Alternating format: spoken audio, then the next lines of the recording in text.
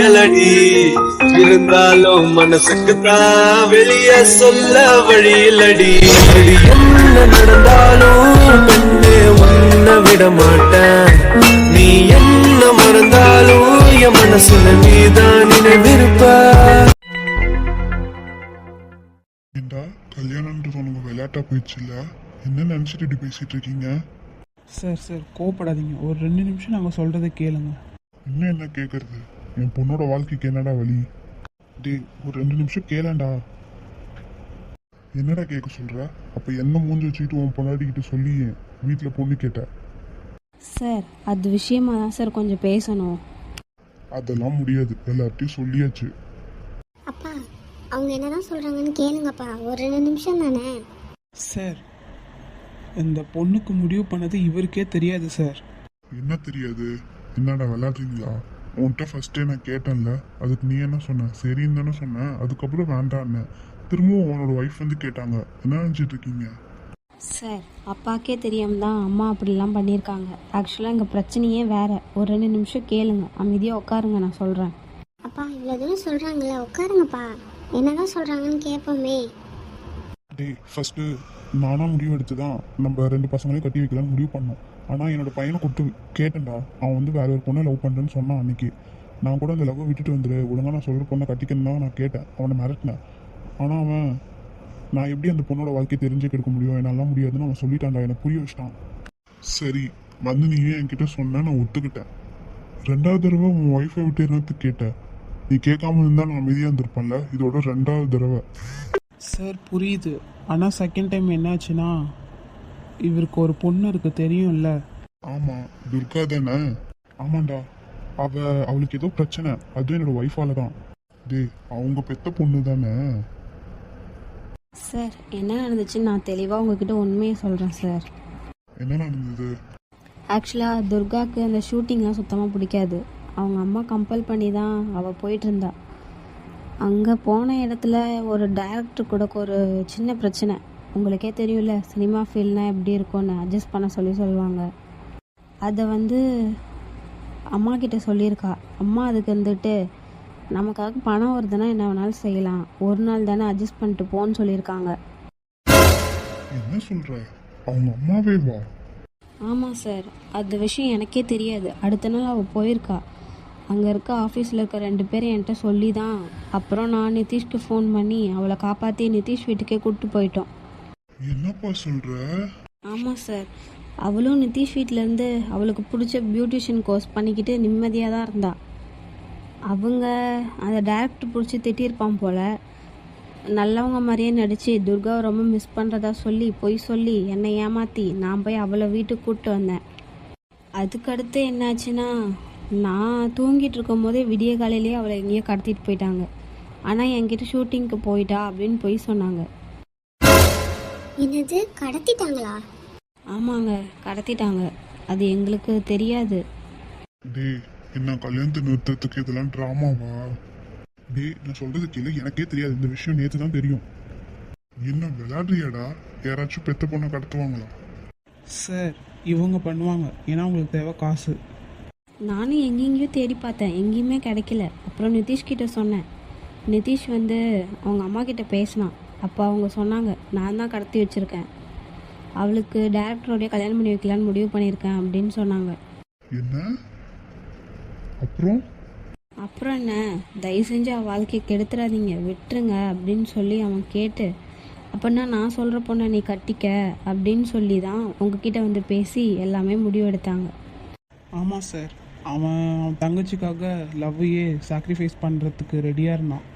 நீயே நல்லா யோசிச்சு பாரு, உங்ககிட்ட பொண்ணு கேட்டா வரப்ப நான் கூட இருந்தனால என் பையன் தான் இருந்தானா? இல்லை அட்லீஸ்ட் விக்கி இருக்கான்ல, விக்கியாச்சும் கூட வந்தானா? இல்லைதான். ஆனால் உண்மைதானா இதெல்லாம்? சார் நிஜமாக தான் சொல்கிறேன், நாங்கள் தான் போய் துர்காவை காப்பாற்றி கூட்டிகிட்டு வந்திருக்கோம். எப்படி காப்பாத்துனீங்க? கடத்தினவங்க கொஞ்சம் மனசு இறங்கி அவளுக்கு ஃபோன் கொடுத்து அவள் எங்களுக்கு ஃபோன் பண்ணி வர வச்சா. நாங்களும் போய் அவளை கூட்டிகிட்டு வந்துட்டோம். ஆனால் இந்த விஷயம் எங்கள் அம்மாவுக்கு தெரியாது. சரி அடுத்து என்னதான் பண்ணலான்னு இருக்கீங்க?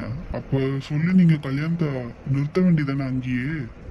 அவன் நினைச்ச மாதிரியே கல்யாணம் நடக்கிற மாதிரியே நடக்கட்டும், ஆனால் கல்யாணம் மட்டும் வேற ஒருத்தவங்களுக்கு நடக்கட்டும். என்னடா சொல்ற? எதுக்கு இப்படி வந்து காலையிலேயே குழப்புறீங்கன்னு எனக்கு தெரியல. சார் உண்மை என்னன்னா நிதிஷாலாம் அவன் லவ் பண்ணுற பொண்ணை விட்டு கொடுக்க முடியாது. அதே நேரம் அவங்க அம்மாக்கே தெரியாமல் துர்காவுக்கு கல்யாணம் பண்ணி வைக்கலான்னு முடிவு பண்ணியிருக்கோம். அதுக்கு உங்களோட ஹெல்ப் வேணும். என்ன ஹெல்ப் வேணும்? எப்படியா இருந்தாலும் அவன் உங்கள் பொண்ணை கல்யாணம் பண்ணிக்கிட்டாலும் சந்தோஷமாக இருக்க போகிறதில்ல. அதனால் அதனால என் பொண்ணு துர்காவை நான் இங்கே தாண்டா கூப்பிட்டு வர போறேன். நீங்க தான் கொஞ்ச நாள் பார்த்துக்கணும். கல்யாணம் பொண்ணா நீங்க அவளை தான் கூட்டிட்டு வரணும். என்னடா சொல்ற? ஆமா, என் பொண்ணு ஆல்ரெடி யாரையோ லவ் பண்றாளாம். அந்த பையனுக்கே அவளுக்கே தெரியாம கல்யாணம் பண்ணி வைக்கலாம்னு முடிவு எடுத்திருக்காங்க. முடிவு எடுத்திருக்காங்களா? அப்ப நீ எடுக்கலையா? இல்லடா, இத்தனை நாளா என் பையனை இதுலயும் நம்பாம இருந்தேன். இனிமேலும் நம்பாம இருக்க முடியுமா சொல்லு? அதான் அவன்கிட்டயே எல்லா பொறுப்பையும் ஒப்படைச்சிட்டான். அவன் பாத்துக்கிறேன்ட்டான். ஒன்றும் பிரச்சனை இல்லை சார், அவன் எங்கள் ஃப்ரெண்டு தான். அப்பாடி, ஒரு வழியாக அந்த கல்யாணம் நின்றுச்சு. நம்ம ரூட்டு கிளியர். இனிமேல் நம்ம ஃப்ரீயாக இருக்கலாம் எப்பயும் போல்.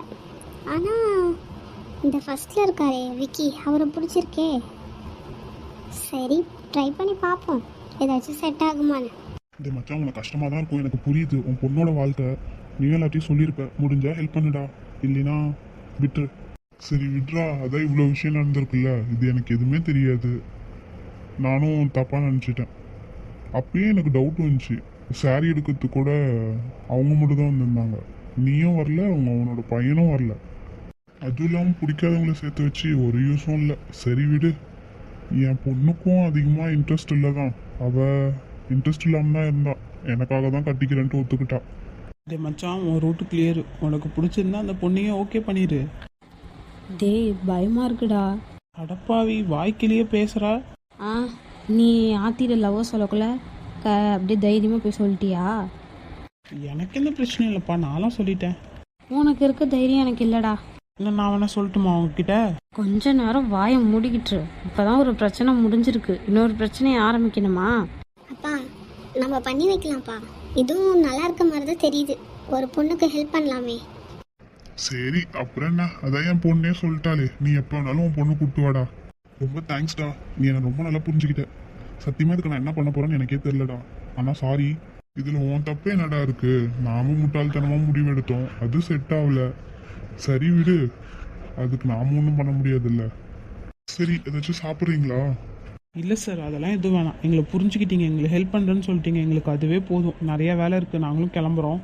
அப்போ சரி. சரிடா, நீ எதையும் போட்டு குழப்பிக்காத சரியா? அதான் இத்தனை பசங்க இருக்காங்களே உனக்கு, அப்புறம் என்ன? போ, பார்த்துக்கலாம். ரொம்ப தேங்க்ஸ் சார், என் ஃப்ரெண்டோட நிலமையும் புரிஞ்சுக்கிட்டீங்க. பரவாயில்லப்பா, உன் ஃப்ரெண்டுக்காக பேசுறதுக்கு இவ்வளோ தூரம் வந்திருக்கீங்க. சரி பார்த்து போங்க. என்னைக்கு கூப்பிட்டு வரீங்க உங்க பொண்ணை? அதெல்லாம் சரி, நீங்க தான் உங்க பொண்ணை கூட்டிட்டு வந்துட்டீங்கல்ல, உங்க ஒய்ஃப்க்கு டவுட் வரல? சார், விஷயம் என்னன்னா, அவள் எங்கேயோ ஓடிட்டா போல அந்த இடத்த விட்டு. அவளை காணோன்ட்டு அவங்க ஒரு பக்கம் தேடிட்டு இருக்க மாதிரி தேடிட்டு இருக்காங்க. நாங்களும் எதுவும் தெரியாத மாதிரியே அமைதியாக இருக்கோம். அந்த கடத்தினவனுங்க? சார், கடத்தினவனுங்க எங்களுக்கு ஹெல்ப் பண்ணாங்க. இன்னும் 2 பேர் போட்டாங்க தான். அவங்க தான் நாங்கள் போய் பார்த்தப்ப அவங்க ஆளே இல்லை அப்படின்னு போய் சொல்லி அவனுங்களும் ஒரு வகையில் எங்களுக்கு ஹெல்ப் பண்ணானுங்க. இப்போ அவங்கள ஏமாற்றி காசு வாங்கிட்டு இருக்காங்க. என்னவோ பண்ணிட்டு போட்டோம், நீங்கள் எப்படியே மெயின்டைன் பண்ணிக்கோங்கடான்னு நாங்கள் சொல்லிட்டோம். அதனால் அவங்களும் வாயை திறக்க மாட்டாங்க, பிரச்சனை இல்லை. அவங்க எங்களுக்கு தெரியாதுன்னு நினச்சிட்டு அதை அப்படியே மெயின்டைன் பண்ணிட்டு இருக்காங்க. நாங்களும் மெயின்டைன் பண்ணுறோம், அவ்வளோதான் சார். நல்லா தாண்டா பிளான் பண்றீங்க. சரி பார்த்துக்கலாம். சரிடா, அப்போ நான் கிளம்புறேன். சரிடா. அப்பா, விஷயம் என்னன்னா, எனக்கு அந்த மாப்பிள்ளையை சுத்தமாக பிடிக்கல. அதனால தான் எனக்கும் இந்த கல்யாணத்தில் விருப்பமே இல்லாமல் இருந்தேன். சரி, அதான் எனக்கு தெரியுமே. அதான் இப்போ கல்யாணம் இருந்துச்சு, அப்புறம் என்ன? அது இன்னைக்கு வந்தாங்கல்ல. ஆமா, 3 பேரு. அவரோட இன்னொரு பையன் கூட சொன்னாரே. ஆமா, ஆனா அவர் பெத்த பையன் இல்ல, ஃப்ரெண்டோட பையன். ஏதோ ஒன்று, இப்போ வரைக்கும் பையனாக தானே இருக்காரு. சரி, இப்போ அதுக்கு என்ன? எனக்கு அவரை பிடிச்சிருக்குப்பா. என்ன விளையாடுறியா? அப்பா, ஜஸ்ட் பேசி பார்க்குறேனே, செட் ஆச்சுன்னா கல்யாணம் பண்ணி வைக்கிறீங்களா? ஏய், அவன் ஒன்றும் அவங்க சொந்த பையன் இல்லடி. இருந்துட்டு போகுதுப்பா. ஏன் நம்ம வீட்டில் சொத்து இல்லையா? நம்மக்கிட்ட வசதி இல்லையா? சொல்லுங்க. அதுவும் இல்லாமல் எனக்கு தெரிஞ்சு அவங்க ஒரு நல்ல ஃபேமிலின்னு தான் தோணுது. அவங்க ஒய்ஃபை பற்றி கேட்டல்ல? ஏன்பா அப்படி பார்த்தா இப்போ என்ன அவர் அவங்க கூடயா இருக்காங்க? அவங்க தம்பி கூட தானே இருக்கேன்னு சொன்னாங்க. இப்போ என்னதாம்மா சொல்ல வர? எனக்கு பிடிச்சிருக்குப்பா, என்னன்னு தெரியல, நல்ல பையனாக தான் தெரியுது. சரி, உனக்கு பிடிச்சிருக்குன்னு சொல்ற, சரி பேசி பாரு, பழகி பாரு, செட் ஆச்சுன்னா அவனும் நானும் இந்த வகையிலேயாச்சும் கொஞ்சம் சொந்தமாகும்ல. தேங்க்ஸ்ப்பா. என்னடா எனக்கு இல்லாமல் அதிசயமா இன்னைக்கு இங்கே கூப்பிட்டு வந்திருக்க? எல்லாம் ஒரு காரணமாக தான்டா. ஒரு விஷயம் பேசணும். என்னாச்சுடா, ஏதோ பிரச்சனையா என்ன? நமக்கு என்னைக்கு பிரச்சனை வராமல் இருந்திருக்கு? சரி சொல்லு, என்னாச்சு? இந்த ரம்யா இருக்கால, அருண் கூப்பிட்டு வந்தானே. ஆமாம், அவெல்லாம் ஒரு பொண்ணா? நேற்று நம்ம ஆஃபீஸில் இல்லாத நேரத்தில் வந்திருக்கா. என்ன, அவளெல்லாம் யார் உள்ள விட்டது? இரு கோவப்படாத. நேற்று வந்திருக்கா, கார்த்திக்கிட்டையும் நிக்கிக்கிட்டையும் பேசியிருக்கா. என்ன பேசினா?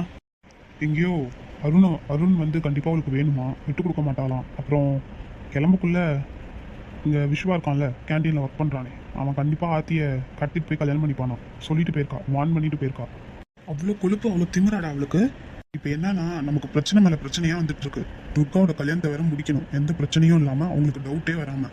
இதில் இவன் வேற இப்படி சொல்லியிருக்கான். எனக்கு நிக்கி தான் சொன்னான், ஆத்தி தான் இவங்ககிட்ட சொல்ல வேணாம், ஆல்ரெடி பிரச்சனையில் இருக்காங்கன்னு சொல்லியிருக்கா. அவளுக்கும் தெரியாமல் நம்ம இந்த பிரச்சனையை சால்வ் பண்ணோம். என்ன பண்ணலாம்? அந்த விஸ்வாவை ஏதாச்சும் பண்ணலாமா? வேணாண்டா, சிம்பிளாக பேசி பார்ப்போம். ஏண்டா நம்ம சொன்னா சரிங்க அப்படின்னு போயிடுவான் அவன்? போக மாட்டான் தான், பேசி பார்க்கலாமே. இந்த விஷயம் அருணுக்கு தெரிஞ்சா அமைதியாக இருப்பான்னு நினைக்கிறியாடா நீ? அதுக்கு தான் நீ கோவப்படாத, 2 பேரும் அவன்கிட்ட பொறுமையாக எடுத்து சொல்லி விஸ்வா வர வச்சு பேசலாம், சொல்றது கேளு. ஓ, அதுக்கு தான் சக்தியை அவங்களெல்லாம் கேண்டீன் போக விடாதுன்னு சொல்லிட்டு வந்தியா? ஆமாண்டா, இப்போ எனக்கு தெரிஞ்சு அருணும் விக்கியும் வருவாங்க. இப்போ நாமளே பேசி ஒரு நல்ல முடிவு எடுக்கலாம். நீ என்ன நினைக்கிற? எனக்கு இதான் கரெக்டுன்னு படுது. ஏன்னா நம்மளால ஒரே நேரத்தில் 2 பக்கமும் பார்க்க முடியாது. சரிடா மச்சான், நீ இவ்வளோ தூரம் சொல்கிற, பேசி பார்க்கலாம். சரி, அருண் அங்கே வர சொல்லிட்டியா? அதெல்லாம் முன்னாடியே சொல்லிட்டேன். அருண் வந்துட்டான்டா. போன விஷயம் என்னடாச்சு? சக்ஸஸ்ஃபுல்டா, அவங்க எப்படியோ புரிஞ்சுக்கிட்டாங்க. இதில் விஷயம் என்ன தெரியுமா? அந்த பொண்ணுக்கு ஒன்று பிடிக்கலையாம். பிடிக்கலாம் போகுதுடா, அது ஏன்டா சொல்கிற? விருப்பம் இல்லைன்னு இல்லைடா, அந்த பொண்ணுக்கு இன்ட்ரெஸ்ட் இல்லையாண்டா. அப்புறம் அவங்ககிட்ட எல்லாத்தையும் சொன்னோம், இந்த மாதிரி தான் நடந்துச்சு, இவ்வளோ பிரச்சனை நடந்துச்சுன்னு. சரின்னு அவங்களும் ஒத்துக்கிட்டாங்க. துர்காவையும் அவங்க வீட்டில் வச்சுக்கிறான்னு சொல்லிட்டாங்க. அப்பா, இப்போ தாண்டா நிம்மதியாக இருக்கு. துர்காவை ஏன்டா அங்கே விட சொல்கிற? டேய், துர்காவோட அம்மாவை பற்றி நீ என்ன நினச்சிட்டு இருக்க? கண்டிப்பாக அங்கேயும் இங்கேயும் தேடி பார்த்துட்டு நம்ம வீட்டில் வந்து எதுக்கும் தேடுவாங்க. அதுக்கு தான் அவள் இப்போ சேஃபாக இருக்கணும்னா அது அங்கே தான் இருக்கணும். எப்படியும் அவங்க தானே கூட்டிகிட்டு வரணும் பொண்ணு மாதிரி. ஸோ அவள் அங்கே இருக்கிறது தான் பெட்டர். சரிடா மச்சான், அந்த கதையை விடு. நம்ம விக்கி இருக்கான்ல. டே ஏன்டா? என்னாச்சு? விக்கிக்கு அந்த பொண்ணு பிடிச்சிருக்கு. டேய் மச்சான், டே பார்த்ததும் பிடிச்சிருந்துச்சு நீ இவன்ட்ட சொன்னேன்டா. அதான் இப்போ ரூட் கிளியர் ஆச்சே, அவள்கிட்ட பேச வேண்டியதானே, நம்பர் வாங்குறது. டே அந்த பொண்ணுக்கும் என்ன பிடிக்கணும்ல? அதெல்லாம் பிடிக்கும். துர்காவை பார்க்க போகிற மாதிரி அடிக்கடி இந்த பொண்ணை மீட் பண்ணிட்டு வா, சரியா? பார்க்கலாம். எனக்கு போய் பேசுறதுக்கே பயமாக தான் இருக்கு. டேய், ஏன் ஒழுங்கா பேசு, லைஃப்ல நீ இப்படியே இருக்க போற. சரி அதை விடுங்க. இப்போ எதுக்கு ஸ்ட்ரைட்டாக எங்கே வர சொன்னேன்? இங்கேயும் ஒரு பிரச்சனை, அதை ஸ்மூத்தாக முடிக்கணும்னு ட்ரை பண்ணுறேன். ஆனால் அருண், நீ தான் கோவப்படக்கூடாது. நான் கோவப்படக்கூடாதா? அப்படி என்ன விஷயம்? டேய், நேற்று ரம்யா ஆஃபீஸ்க்கு வந்திருக்கா. என்ன, அவ எதுக்கு வந்தா? இப்போ பாரு, இப்போ தானே சொன்னேன், அமைதியாக இரு, டென்ஷன் ஆகாத. டேய், அவ எப்படியாப்பட்ட கேரக்டரும் உனக்கு தெரியுமா தெரியாதா? சரி விடு, கோவப்படாத. நேற்று அவள் தான் வந்து ஆர்த்திக்கிட்ட விஸ்வா உன்னை சீக்கிரமாக கல்யாணம் பண்ணிப்பான் அப்படின்னு சொல்லி மறத்திட்டு போயிருக்கா. ஆமாண்டா, ஆர்த்தி உன்கிட்ட சொல்கிறதுக்கு தயங்கியிருக்கா போல, ஆல்ரெடி நம்ம பிரச்சனையில் இருக்கோன்னு. இவ்வளோ நடந்திருக்கா? என்ன கொழுப்பு அவளுக்கு! அவளெல்லாம் சும்மாவே விடக்கூடாது. இந்த விஸ்வா எங்க? மச்சான், இப்போ தானே சொன்னேன், கோவப்படாதடா. ஒரு 2 நிமிஷம் நான் சொல்கிறது கேளு எனக்காக, ப்ளீஸ். அமைதியாக இரு, நம்ம ஸ்மூத்தாக பேசி பார்க்கலாம். அவன் கேட்டுப்பான்னு தான் எனக்கு தோணுது. நீ எதை வச்சுடா நம்புற அவன் பொறுமையாக எல்லாத்தையும் கேட்பான்னு? டே மச்சான், இதான் இவ்வளோ தூரம் சொல்கிறான்ல, அமைதியாக இரு. டேய் அருண், நான் சொன்னால் கேட்க மாட்டியா? சரி பொறுமையாக இருக்க, கூப்பிட்டு பேசி தோலை. நாம் இங்கே வந்து ரொம்ப நேரம் ஆச்சே, இந்நேரத்துக்கு வந்திருக்கணுமே, என்ன வேணும்னு கேட்டுட்டு. இன்னும் ஆளை காணோம். ஆக்சுவலாக ஃப்ரெண்டு தான் வந்துட்டு போனான். என்னோட ஃப்ரெண்ட்ஸ் வந்ததுக்கப்புறம் கூப்பிட்றேன்னு சொல்லியிருக்கேன். அவனே பார்த்துட்டு கண்டிப்பாக வருவான். என்ன வருவானோ? மச்சான், நார்மலாக இரு, நான் பேசிக்கிறேன், நீ எதுவும் பண்ணாத, மெயினாக கோவப்படாத ப்ளீஸ். சரிடா சரி. அப்புறம் கோவப்பட்டு விஷயத்தையே கெடுத்துறாத. நமக்கு எத்தனை பிரச்சனை இருக்குது தெரியும்ல? ஆமாம், துர்கா கல்யாணம் நல்லபடியாக நடக்கணும்ல. சரி, நான் பொறுமையாக இருக்கேன். எஸ்கியூஸ் மீ, இப்போ ஆர்டர் கொடுக்குறீங்களா? உன்னோட ஃப்ரெண்டு விஸ்வா இருக்கான்ல, அவன் வரல? வந்திருக்கானே. அவனை கொஞ்சம் கூப்பிடுறீங்களா? கொஞ்சம் பேசணும். என்ன பேச போறீங்க? ஆர்த்தி விஷயமா பேசணுங்க, கொஞ்சம் கூப்பிடுங்க. என்ன தனியாக இருக்கிறதுனால கூப்பிட்டு மிரட்டலான்னு பார்க்குறீங்களா? இதை பாரு, நாங்கள் பொறுமையாக பேசுறதுக்கு தான் கூப்பிடுறோம். தேவையில்லாமல் நீ பிரச்சனை பண்ணாத, கூப்பிடு ப்ளீஸ். நான் எப்படி நம்புறது நீங்கள் பேச தான் கூப்பிடுறீங்கன்னு? நான் தான் சொன்னேன்ல, இவனுங்களாவது பொறுமையாக கேட்கறதாவது. இப்போவே உங்கள் ஃப்ரெண்ட் இப்படி எகுறாரு, இன்னும் நான் அவனை கூப்பிட்டா என்னாலாம் கூப்பிட முடியாது.